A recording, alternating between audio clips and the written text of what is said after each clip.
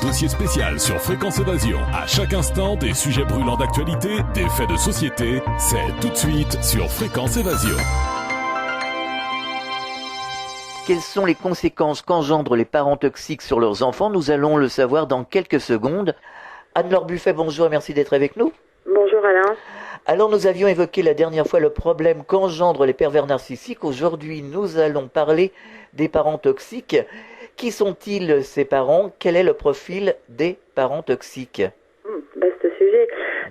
Avant de parler des parents toxiques, je pense que c'est un peu intéressant d'évoquer un tout petit peu les parents bienveillants, ou en tout cas la notion de parents, puisque dans parents toxiques, il reste toujours le mot parent.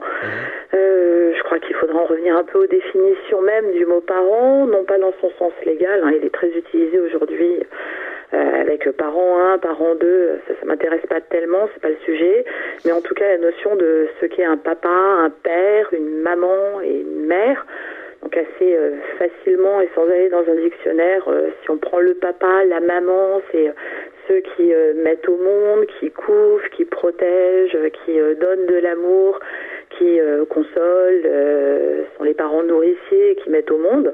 Et puis il y a le père et la mère qui sont chargés de ce rôle formidable qu'est l'éducation, avec les limites à donner, les cadres à faire respecter, la liberté aussi qu'il faut offrir à son enfant qui grandit, c'est-à-dire qu'on n'est pas propriétaire de son enfant, on le met au monde et puis on lui donne les clés, on essaye de lui donner des clés pour qu'il s'épanouisse et qu'il trouve son chemin, mais on n'est pas là non plus pour lui tenir la main indéfiniment et certainement pas pour lui tenir la main de manière tellement rigide qu'il ne pourra jamais sortir de cette main-là. Ça, c'est pour moi déjà essentiel, avant de parler de parents toxiques, de se dire qu'est-ce que c'est qu'un parent. Après, le parent toxique, de manière beaucoup plus vaste, ou de manière très vaste, c'est tout parent, justement, père ou mère, papa ou maman, qui ne laisse pas cette liberté-là à son enfant. Vous allez me dire, c'est très général ce que je viens de vous dire, parce qu'on peut le décliner de diverses manières. C'est-à-dire qu'il y aura les parents toxiques, vous avez parlé il y a 2 minutes des pervers narcissiques, les parents toxiques qui sont des pervers narcissiques. Il y a bien d'autres formes de parents toxiques.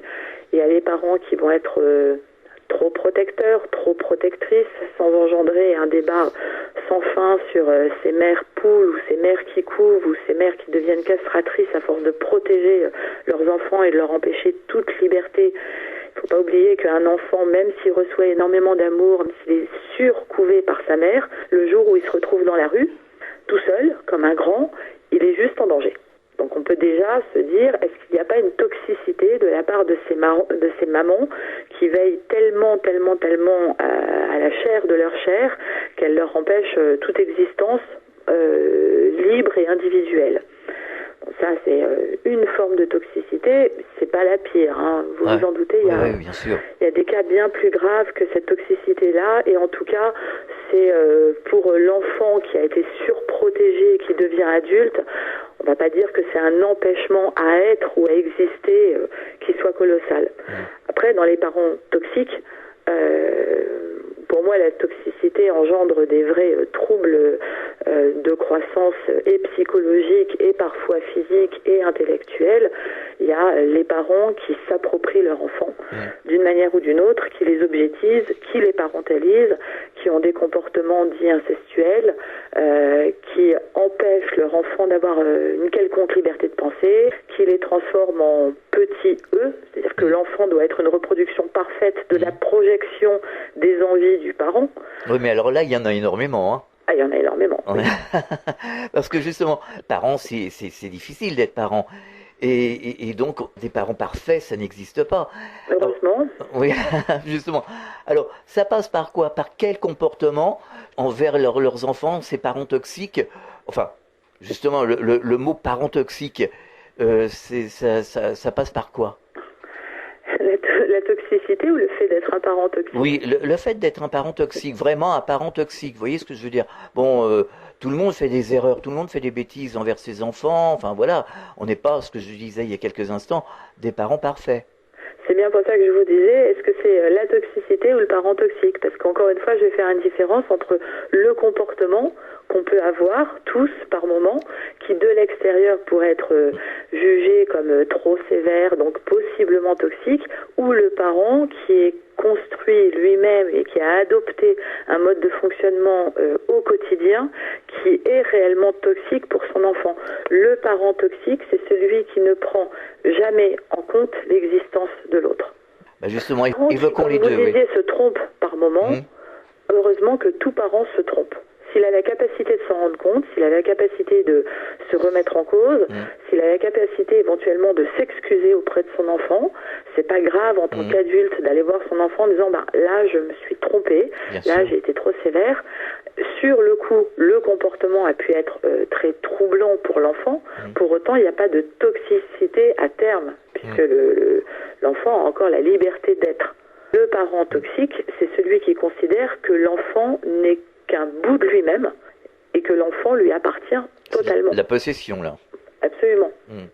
Donc la liberté de choix, la liberté de penser, la liberté d'être un être à part entière est totalement retirée à l'enfant. Et quelque part, quand un parent dit « je me suis trompé », justement, ça peut faire un effet miroir et être un apprentissage de quelque chose. Pour le parent ou pour l'enfant? Pour l'enfant. Et pour les deux, d'ailleurs. Ah oui, pour les deux. Pour l'enfant, oui, bien évidemment. Enfin, là, je crois que ça dépend aussi un petit peu de l'âge auquel l'enfant reçoit l'excuse. Mais on va dire qu'à partir du moment où on a atteint le seuil de l'adolescence, un enfant qui est capable de voir que son parent lui présente des excuses, que son parent est capable de reconnaître qu'il s'est trompé, qu'il est capable de dire je ne suis pas parfait, on a le droit de se tromper, mais il faut l'exprimer et on échange et on en discute et on voit pour chacun ce qui est bon ou ce qui est bien.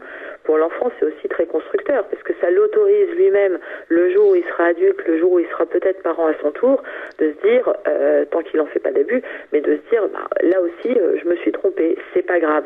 L'important, c'est de pouvoir revenir sur ce qu'on a dit ou sur ce qu'on a fait, et encore une fois, de se remettre en cause, et puis de le dire, de le manifester.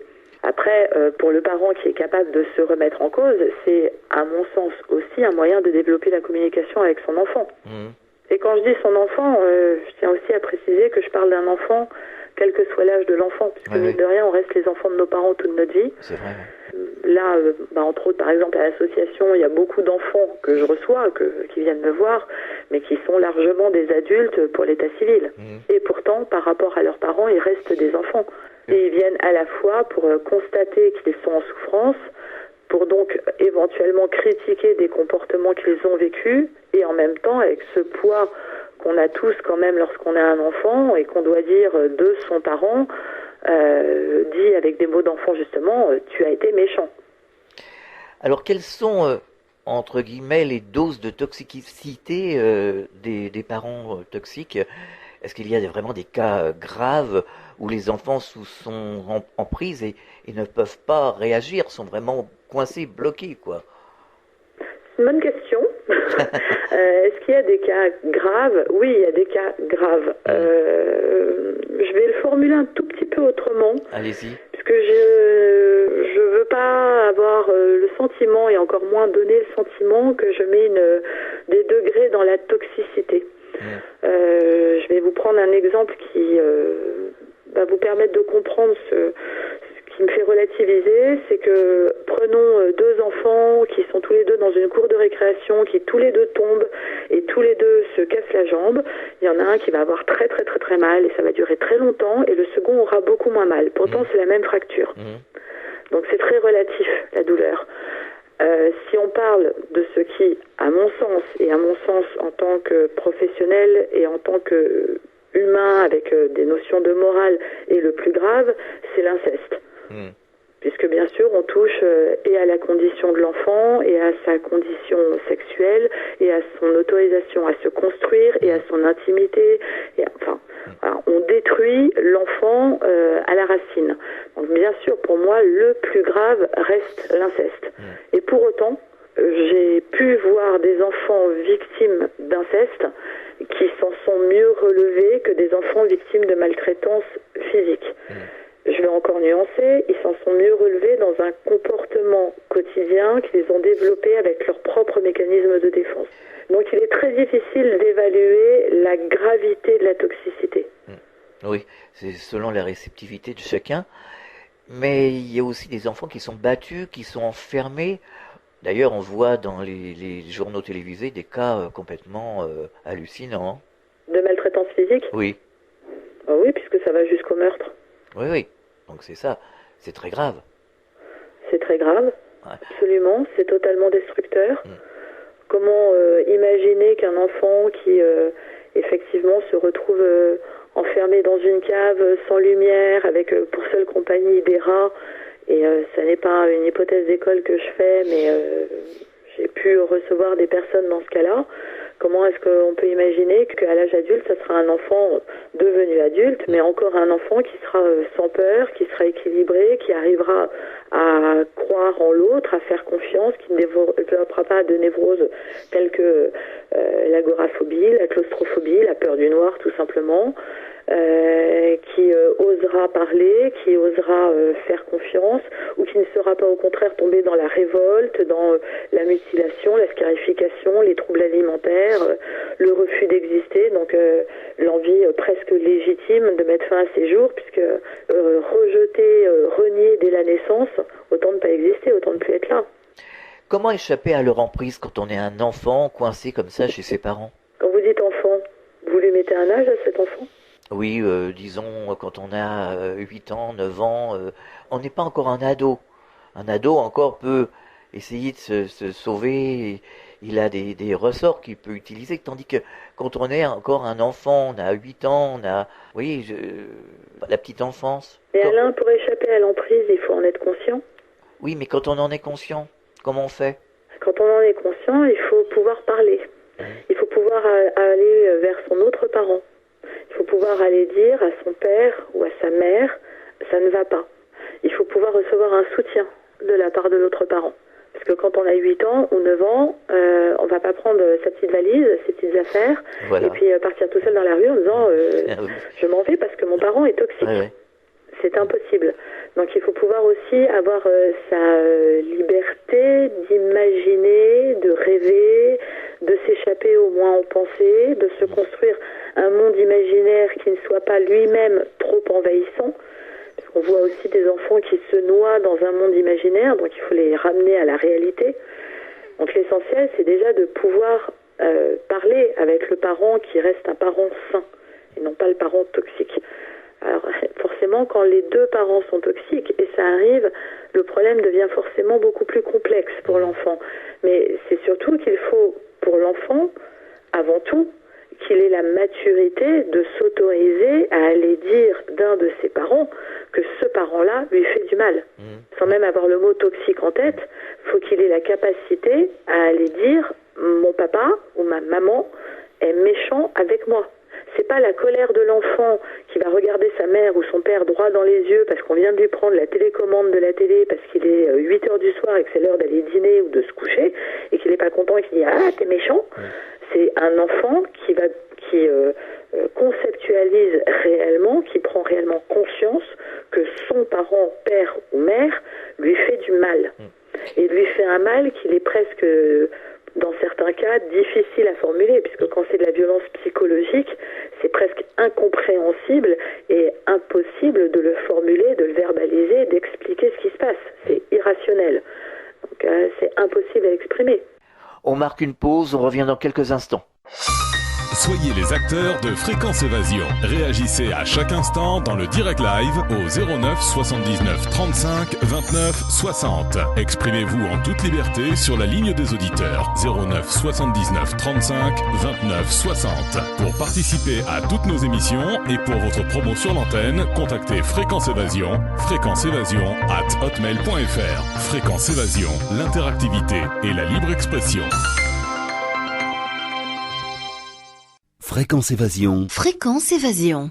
Nous sommes de retour, nous sommes toujours en compagnie d'Anne-Laure Buffet et nous parlons des parents toxiques. Alors quelquefois vous avez un parent qui est toxique, alors ça peut être le père ou la mère, et puis l'autre parent qui est soumis. Oui. Et incapable de réagir. Pas quelquefois, très souvent. Alors, surtout dans les cas de violence psychologique. Que fait l'enfant à ce moment-là? Que peut faire l'enfant? L'enfant, il peut... déjà, l'enfant, il n'est pas forcément témoin. Parce que si on parle des cas de maltraitance psychologique, entre autres dans le couple, l'enfant peut voir qu'il y a un de ses deux parents qui se fâche peut-être un peu plus ou s'emporte un peu plus, mais l'enfant n'est pas toujours directement la victime de son parent. Il constate souvent des actes qui sont commis dans le couple, mais pas forcément contre lui. Donc il va avoir tendance à se protéger, parce que c'est pas son histoire, pas directement. Il ne faut pas oublier qu'un enfant est très égoïste à l'origine, donc il se met en retrait. Après, l'enfant, il va adopter une attitude très protectrice vis-à-vis du parent qu'il va considérer être la victime de la maltraitance. Il va être très protectrice, il va vouloir aider, il va avoir peur pour cette personne, mais il va aussi attendre quelque chose, c'est d'être lui-même protégé. Parce qu'au-delà de tout ça, il reste un enfant. S'il ne reçoit aucune protection, s'il sent que son parent victime et son schématisé, c'est vrai que c'est quand même plus souvent les mères, que donc sa mère qui est victime de comportements toxiques du père. S'il sent que sa mère ne réagit pas du tout, qu'elle ne dit rien, qu'elle ne s'oppose pas, voire que par peur, elle va presque prendre la défense du père, l'enfant va se détourner de la mère. Ah oui. Il plonge dans ce qu'on appelle le conflit de loyauté, c'est-à-dire qu'il hésite entre son père, sa mère. A-t-il le droit d'aimer l'un, l'autre, les deux? A-t-il le droit de critiquer? Comment doit-il se positionner?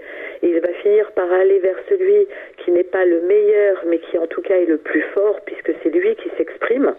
Donc ça n'est pas une force bienveillante, mais c'est une force de positionnement et de posture. Et il va aller vers celui qui va lui apporter de la protection telle que l'enfant imagine qu'elle doit être, et il se détourne du parent bienveillant. Alors, comme le font les pervers narcissiques, il y a des gestes de violence verbale, de culpabilisation, absence de mots d'amour, c'est bien ça? Bien souvent. Absence de mots d'amour, quoique. Ah. Quoique. Oui. Ah mais oui, non mais c'est... là, si on en vient vraiment à la communication du parent toxique, le parent toxique peut donner l'impression de donner beaucoup d'amour à son enfant. C'est un amour qui devient étouffant si on devait le passer sous le microscope. Un enfant qui, tous les jours, toute la journée, va entendre « je t'aime, je n'aime que toi, tu es la 7e merveille du monde, tu es extraordinaire, tu es merveilleux ». Faut pas oublier que par derrière, on entendra aussi « je ne peux pas vivre sans toi, j'ai tellement besoin de toi, il faut absolument que tu sois près de moi, je ne suis bien que quand tu es là ». Donc il y a cette double injonction que l'enfant reçoit, mais l'enfant, il n'entend que des mots d'amour. Il met beaucoup de temps à comprendre qu'il est peu à peu objetisé par le parent, que peu à peu, il est soumis à un ordre indirect qui est « ne t'éloigne pas de moi, ne me laisse pas, sinon tu me feras du mal, tu me tueras ». Tu es obligé d'être à moi et avec moi tout le temps, puisque j'ai eu la grande générosité de te donner la vie. Donc maintenant, tu m'appartiens et tu restes avec moi. Et ça, c'est très toxique aussi, de donner cette forme d'amour. C'est très trompeur. L'enfant croit en recevoir et il est pris au piège totalement par le jeu de l'amour. C'est évident que quand on parle de dénigrement, d'insulte ou d'injure, même si c'est pas fait devant témoin, parce que bien évidemment, les toxiques ont cette faculté de tout bien cacher derrière des portes qu'ils laissent bien fermées. Mais effectivement, si on se prend dans la figure toute la journée en tant qu'enfant, qu'on n'est rien, qu'on est bon à rien, qu'on ne saura jamais rien faire, qu'on est moche, qu'on est nul, qu'on est gros, qu'on est stupide, qu'on ne sert à rien, là, l'insulte, elle est manifestement faite pour détruire. Le mot d'amour, c'est beaucoup plus difficile de comprendre qu'il peut être destructeur. Un parent toxique est incapable d'apporter du soutien à son enfant? À mon sens, il en est incapable. J'ai pris le temps de réfléchir, mais non, à mon sens, il est absolument incapable d'apporter du soutien à son enfant pour une bonne et simple raison, c'est que son fonctionnement est d'être toxique. S'il apportait du soutien à son enfant, il devrait changer son mode de fonctionnement. S'il changeait son mode de fonctionnement, lui-même se mettrait à dysfonctionner par rapport à ce qu'il est déjà. Donc il exploserait. Ça ne veut pas dire qu'un parent toxique ne peut pas très ponctuellement être présent pour aider pour un cours de maths, pour un accompagnement. Il peut avoir, surtout vis-à-vis de l'extérieur, des comportements normaux. Mais encore une fois, la toxicité n'est pas le fait de dire une fois sors de là, je peux plus te voir, j'en ai ras-le-bol, parce qu'on en a marre ce jour-là d'avoir son ado qui pour la énième fois a empilé les cartons de pizza, les serviettes et les bouteilles de coca vide. C'est le fait de le répéter quasi quotidiennement. C'est ça le problème, Le parent toxique n'apportera, à mon sens, un soutien à son enfant que s'il a un intérêt à le faire. Que peut-on faire pour aider justement un enfant qui est victime d'un parent toxique, si par exemple on est un membre de la famille extérieur, vous voyez ce que je veux dire? Est-ce qu'on peut intervenir? Oui, on peut le ramener déjà à une réalité, on peut le confronter à une réalité. C'est douloureux pour l'enfant, c'est l'obliger à prendre conscience que au moins un de ses parents a des comportements qui sont néfastes et destructeurs. Mais on peut tenter de le ramener à la réalité en lui montrant des exemples, en lui expliquant un petit peu ce que je disais tout à fait quand on a commencé cet entretien, à savoir ce qu'est un bon parent, ce qu'est un mauvais parent. On peut le faire en le ramenant à une réalité qui est faite aussi de faits et d'actes, à savoir qu'un parent toxique, s'il dénigre constamment, c'est appuyer sur du vide. C'est uniquement sa projection de mauvais sentiments et de méchanceté et de cruauté qui se déverse sur l'enfant. Si on le ramène à une réalité en disant « Attends, il te dit que tu es méchant. À quel moment es-tu méchant? Explique-moi quels sont les faits qui justifient qu'on te dise que tu es méchant. » Là, ça devient plus concret pour l'enfant. Si on lui dit « Mais non, t'es pas méchant, t'es gentil, c'est ton parent qui est méchant », le pauvre enfant, il devient juste une balle de ping-pong entre ses parents et le tiers qui essaye d'intervenir pour l'aider, mais qui, au final, ne l'aide pas plus que ça, puisqu'il n'est pas capable de lui expliquer de façon concrète les choses. Donc pour l'enfant, c'est très dangereux aussi. Et puis, il faut aussi permettre aux enfants de se déculpabiliser. Parce que l'un des pièges énormes de ces relations toxiques entre les parents et les enfants, c'est que les enfants sont par définition le produit de leurs parents, ils ont le sang de leurs parents, ils ont les gènes de leurs parents, donc ils doivent déjà accepter de porter ça en eux, et pour autant de ne pas être la reproduction fidèle et parfaite de ce parent toxique qui fait du mal. Il faut accepter l'idée qu'on puisse dire de son parent « je l'aime parce que c'est mon parent ». Mais je lui reconnais des torts, je lui reconnais des défauts, je lui reconnais des travers, je lui reconnais une cruauté, et aller même jusqu'à dire je m'autorise à ne pas aimer cette personne qui biologiquement est mon parent, génétiquement est mon parent, mais qui n'a rien d'autre comme comportement de parent et qui cherche simplement à me détruire. Donc là, pour le coup, il y a différents degrés. Oui, bien sûr. Alors, arrivé à l'âge adulte, quelles seront les conséquences pour l'enfant qui a été victime d'un parent toxique s'il n'a pas su réagir? L'incapacité à exister, le manque complet de confiance en soi, des névroses diverses, une incapacité aussi à faire confiance aux autres. Parallèlement, ça peut être la reproduction du schéma avec ses propres enfants, puisqu'on ne connaît rien d'autre comme modèle éducatif. On a juste été maltraité. Donc après tout, puisqu'on s'en est sorti, autant reproduire la même maltraitance. Ça peut être des comportements suicidaires, ça peut être quand je dis comportements suicidaires, c'est pas obligatoirement le fait d'ouvrir le gaz et de prendre des médicaments, mais ça peut être tous les comportements liés aux troubles alimentaires, les comportements d'automutilation, de scarification, l'alcoolémie, l'alcoolisme, l'addiction aux drogues, tout ça sont des comportements où on cherche inconsciemment à détruire celui ou celle qui n'a pas le droit d'exister, c'est-à-dire soi-même en tant qu'enfant devenu adulte, mais enfant qui manifestement gênait. Anne-Laure Buffet, est-ce que vous auriez quelque chose à ajouter? Oui, je voudrais adresser un message aux enfants devenus adultes et qui pourraient se reconnaître ou qui se reconnaissent déjà.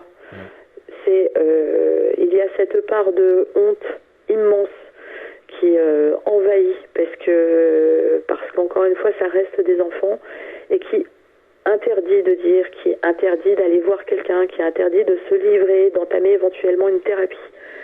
C'est pas parce que on a des parents que les parents ont forcément bien fait. C'est pas parce que on est un enfant qu'on doit dire merci à son parent si on est en souffrance. Et si on peut objectivement dire mon parent ne m'a pas fait de bien, mon parent a été nocif dans ma construction, il est important de le dire. Je ne parle pas d'amour. Je parle de ce qui est objectif. Mon parent m'a empêché de me construire et de devenir un adulte moi-même libre de penser. Il faut pouvoir le formuler. Alors brièvement, rappelons le rôle et les objectifs de l'association contre la violence psychologique. Donc l'association CVP a 2 ans. C'est une association qui a pour but d'informer sur le sujet des violences psychologiques et de la maltraitance psychologique dans la sphère privée, donc au sein du couple ou dans les relations entre parents et enfants, et des conséquences de ces maltraitances, qui permet une orientation dans un cadre juridique si une procédure doit avoir lieu, qui oriente vers des groupes de parole, vers des formations, des ateliers et puis des consultations individuelles pour les personnes qui en font la demande. C'est destiné surtout aux adultes, sachant que ce sont des sujets qui sont complexes, donc forcément, encore une fois, on réveille toujours un enfant, même si on s'adresse à un adulte. Il y a toujours cette part d'enfant qui est très très très fragilisée et qui se réveille pendant les consultations. Et puis parfois en consultation, je reçois des adolescents à partir de 15 ans. D'accord. Alors on peut vous retrouver sur Internet, vous allez nous donner l'adresse du site ? Oui, c'est CVP contre la violence psychologique, tout attaché. Je vais peut-être le répéter, CVP contre la violence psychologique.com. Et il y a une page sur Facebook qui s'appelle « Combattre le harcèlement moral et la violence psychologique ». Merci Anne-Laure Buffet, à très bientôt sur cette antenne. Merci Alain, à très bientôt, au revoir. Et bon courage pour la suite. Merci. Fréquence Évasion.